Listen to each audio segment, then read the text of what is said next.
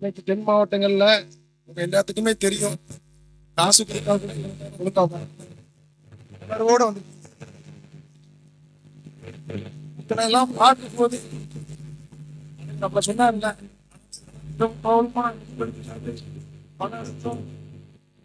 குடும்ப பிரச்சனை, நிர்வாகிகள் பிரச்சனை இதெல்லாம் இருந்தா கூட நீங்க எல்லாம் இப்படி இருந்து ஒழுக்கமா இருக்கும்போது அதை மாத்ததுக்கு ஒரு மருந்து தான் நீங்க. எல்லா நிர்வாகிகளும் பேசினாங்க, ரொம்ப சிறப்பா பேசினாங்க, சமுதாயத்தை பத்தியும் பேசினாங்க, அமைப்பு எப்படி வளர்ந்துகிட்டு இருக்குன்றதையும் பேசிட்டாங்க. நான் இப்ப பேச வர்றது என்னன்னா ஒரு 2 நிமிஷம் தான். நம்ம வளர்ந்துட்டோம், ஆலமரம் மாதிரி வளர்ந்துட்டோம். விழுதுகள் கீழே இறங்கிட்டு, அந்த விழுதுகள் தான் நம்ம எல்லாரும் இனிமே ஸ்ட்ராங்கா தான் மரத்தை காப்பாற்ற முடியும். அதனால நம்மளுக்குள்ள எந்த ஒரு பிரிவினைகள் இல்லாம காலம் கிடையாது. இன்னொரு 6 மாச காலம் தான் இருக்கு. நம்ம பட்ட கஷ்டத்துக்குலாம் ஒரு 6 மாசத்துல சமுதாயத்தையும் காப்பாற்றணும், இந்த அமைப்பையும் காப்பாற்றணும், தலைவரையும் காப்பாற்றணும். இனிமே தலைவர்கிட்ட ஒண்ணுமே கிடையாது, நம்ம நிர்வாகிகிட்ட தான் இருக்கு, உங்கள்கிட்ட தான் இருக்கு. நீங்க எப்படி வேலை செய்யறீங்களோ அதை வச்சுதான் நம்ம அடுத்த நபருக்கு நம்ம போக முடியும். நான் தெரிஞ்சுக்கிட்டதை சொல்றேன் உங்ககிட்ட. ஏன்னா அவர் வளர்த்து கொண்டு வந்துட்டாரு, மக்கள் நம்ப ஆரம்பிச்சிட்டாங்க. இனிமே அதை ஆர்கனைசேஷன் பண்ணிக்கிறது படைத்தளபதிகள்.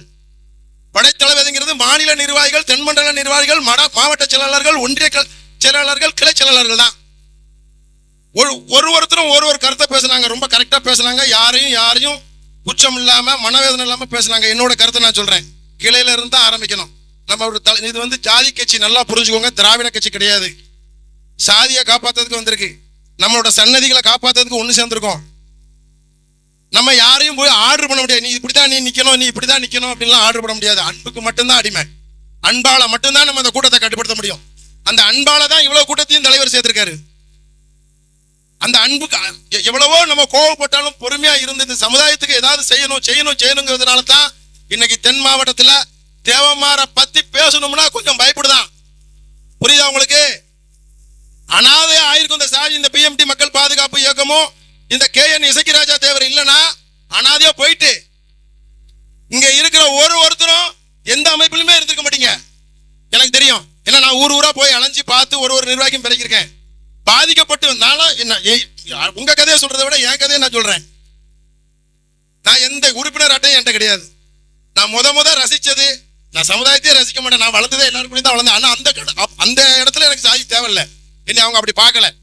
ஆனா இங்க நான் வாழணும்னா சாதிங்கிற ஒரு போர்வை எனக்கு தேவைப்படுது. அதுல நான் எடுத்தேன், பாதிக்கப்பட்டு தான் வந்தேன். இந்த டூலை எடுக்கும்போது நம்ம ரொம்ப யோசிச்சேன், இதுக்குள்ள நம்ம போறோமே, நம்ம ஒரு நல்ல ஒரு நிலைமையில இருக்கிறோமே அப்படின்லாம் யோசிச்சேன். ஆனா நான் இந்த டூல் எடுக்கல, அந்த ஆயுதத்தை எடுக்கல அப்படின்னா நான் அழிஞ்சிருப்பேன். நான் முத என்னோட பயணத்தை வந்து ஒரு 1000 ரூபா மிஞ்சினா சந்தா கொடுப்பேன், அவ்வளவுதான் நான் ஆரம்பிச்சேன். ஜஸ்ட் என்னோட போர்வைக்காக, என்னோட சொந்த யூஸுக்காக தான் நான் போயிட்டேன். நான் சமுதாய உணர்வுல பணி செய்ய வரலாம், நல்லா புரிஞ்சுக்கோங்க. நான் அதை ஓப்பனா அவங்ககிட்ட சொல்லிடுறேன், ஃபர்ஸ்ட் ஸ்டார்டிங். ஆனா எனக்கு ஒரு பெரிய பிரச்சனை வந்துச்சு என் குடும்பத்துல. செய்யாத கொலைக்கு என்னோட உறவினர்கள் 2 பேர் பாதிக்கப்பட்டு, ஒரு ஆளு மாச சம்பளம் 1 லட்சம் ரூபாய் வாங்கிட்டு இருக்காரு, ஒரு நல்ல மதிப்புக்குரிய ஒரு பணியில இருக்காரு. இன்னொருத்தரும் அதே மாதிரி, ஒரு ஆள் ரிமாண்டு, இன்னொரு ஆள் வெளியே இருக்காரு. திராவிட கட்சிகள்ல என்னோட உறவுகள் வீட்டெல்லாம் கதவை தட்டினேன், கதவை திறக்கல. நான் தட்டின ஒரே கதவு தூத்துக்குடி தலைமையகம் தான். 8 மணி நேரம் சேர போட்டு போனை பேசிக்கிட்டே இருந்தாரு. யார்கிட்ட பேசினார்லாம் எனக்கு தெரியாது, எனக்கு அப்பமெல்லாம் எனக்கு அவ்வளவு பழக்கம் கிடையாது. அவர் வருவேன், ஜஸ்ட் போவேன், ஒரு 1000மோ 2000மோ கொடுத்துட்டு விளையிருவேன். எப்பமாவது ஒரு போன் அடிப்பேன், என்னால முடிஞ்ச நிதி அப்படிம்பேன். 8 மணி நேரம் உட்கார்ந்து சேர போட்டு பேசினாரு. தென்மண்டல ஐஜி வந்து உட்கார்ந்து இருந்தாரு அந்த காவல் நிலையத்துல. உட்கார்ந்து விசாரிச்சதுல நிரபராதின்னு சொல்லி அந்த 2 பேரையும் எஃப்ஐஆர்ல இருந்து நீக்கி வெளியே கொண்டாரு. அந்த 2 குடும்பமும் அன்னைக்கு என்கிட்ட ஒரு அமௌண்ட்டை கொண்டு வந்து கொடுத்து, இதை அவர்கிட்ட கொடுத்துருங்க அப்படின்னு நான் அவங்கள கூட்டிட்டு போய் கொடுத்தேன். அப்ப இவர் அது உள்ள என்ன இருக்குன்னு அவருக்கு தெரியாது. அதெல்லாம் இதை கொஞ்சம் வச்சுக்கோங்கண்ணே, பிள்ளைகளுக்கு ஏதாவது வாங்கிட்டு போங்கண்ணே, ஏன்னா அந்த பேச்சே பேசாதீங்க அப்படின்னு சொல்லிட்டு போயிட்டாரு. சரி, அப்ப நான் நினைச்சுக்கிட்டு இருந்தேன், ஆளுகளா இருக்கும் போது பணம் எங்க கூச்சப்படுதாரு போல இருக்கு அப்படின்ட்டு. மறுநாள் காலையில பணத்தை கொண்டுகிட்டு என் பையனையும் கூட்டிட்டு போறேன். ஏன்னா இதுல வச்சிருக்கு, இது பிள்ளைகளை பாத்துக்கோங்க. மாடசாமி, என்ன இந்த சோழியே ஆகாது, நீங்க அப்படியே கொண்டுட்டு போங்க. இந்த பணத்தை பத்தி பேசுனீங்கன்னா இனிமே இந்த தலைமையகத்துக்கு நீங்க வராதிங்க அப்படின்னு சொல்றாரு. அப்புறமா நான் 3வது மறுபடியும் நான் போறேன், ஏன்னா ஏதாவது நான் பண்ணணும்னே அப்படின்னு. அப்பதான் அவர் சொன்னார், அப்படி ஏதாவது செய்யணும்னா அந்த சமுதாயத்துக்கு வந்து வேலை செய்யுங்க. அப்படின்னாரு. அப்பதான் எனக்கு தோணுச்சு, என்னடா இவர் இப்படி சொல்றாரு, நம்ம யாரை போய் பார்க்க என்ன செய்ய அப்படின்ட்டு. அப்ப நான் தென்காசி மாவட்ட தலைவரா எனக்கு போட்டிருந்தாரு. நான் இருந்தது திருநெல்வேலி. அப்போ திருநெல்வேலி மாவட்ட தலைவர் செல்லத்தேவர் நல்ல ஒரு உணர்வான, அவரெல்லாம் நம்ம இன்னைக்கு நினைச்சு பார்க்கணும். அவங்க எல்லாம் ஆரம்பிச்சதுதான் நிக்குது. அவர் இறந்து போனாரு. அந்த இடத்துக்கு என்னை உணர்ந்து போடுதாரு. என்னால முடிஞ்ச பணிகளை நான் செய்யறேன். ஊர் ஊரா மக்களை சந்திக்கிறேன், கொண்டு போய் சேர்க்கிறேன். சேர்க்கும் போது ஒருத்தரும் கிராமமா என்னைய மட்டும் பாதிக்கப்பட்டவங்க இருக்காம அப்பதான் தெரிஞ்சுக்கிட்டேன். வெளியே சொல்ல முடியாம இருந்துகிட்டு இருக்காங்க. புரியுதா உங்களுக்கு? நேர்ல போய் மக்களை பார்க்கும்போது தான் அதெல்லாம் நமக்கு தெரியுது. அப்படி வளர்ந்த இயக்கம் தான் பிஎம்டி மக்கள் பாதுகாப்பு இயக்கம். இதுல யாருமே காசு சம்பாதிக்கிறதுக்கோ, நீங்க அவரு பேச்சுமணி பாண்டியன் சொன்ன மாதிரி போட்டோவுக்கோ பிளக்ஸுக்கோ விளம்பரத்துக்கோ, நீ வேலை செஞ்சா நீ யாருன்றது தெரியும். இந்த சமுதாயத்தை நேசி, உனக்கு கொடுக்கப்பட்ட பதவியை விரும்பி நேசிச்சு நீ ஒர்க் பண்ணு. நீ யாருன்றது மொத்த தமிழ்நாட்டுக்கும் தெரியும். இந்த மாடசாமி தேவன் சொக்கநாதன் பெட்டின்ற ஒரு குக்கிராமத்தை விட்டு வேற யாருக்குமே தெரியாது.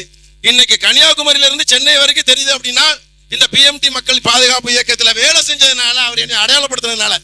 நான் இது எதுக்கு சொல்றேன்னா, எனக்காக சொல்லிக்கிறல, என்னோட வாழ்க்கை உங்களுக்கு ஒரு பாடமா நான் கற்பிக்கிறேன். ஒரு நிர்வாகிகளும் இப்படி வேலை செஞ்சீங்க அப்படின்னா நம்ம சன்னதியும் காப்பாற்றலாம், தலைவரையும் காப்பாற்றலையும், நீங்களும் அடுத்த லெவலுக்கு போகலாம். இது சத்தியம் சத்தியம் சத்தியம். நன்றி, வணக்கம்.